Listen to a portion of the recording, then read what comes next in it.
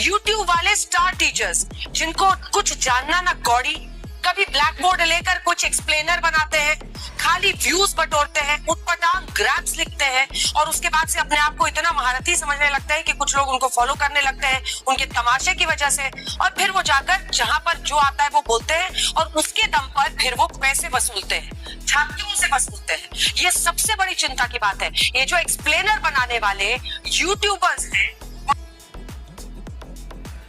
सही कह रहे हैं अंजना जी, उन्होंने बिल्कुल सही कहा है, क्योंकि हम लोग दो कौड़ी के ही।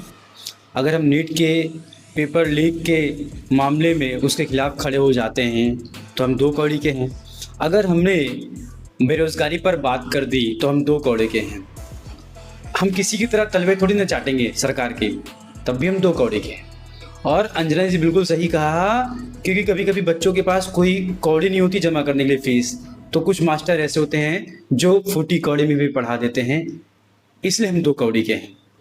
हमने कभी सरकार के तलवे नहीं चाटे, इसलिए हम दो कौड़ी के हैं। और रही बात अंजना जी के व्यूज़ कम आ रहे थे वीडियोस पर, उनको पता है कि ट्रोलर्स का सहारा लूँगी तो मेरे वीडियोस पर व्यूज़ आएंगे लाखों मिलियन में और मुझे इससे कमाई होगी, क्योंकि आपको मेकअप के ऊपर बहुत खर्च करना रहता है, इसके लिए आपने ऐसा कुछ बोला है।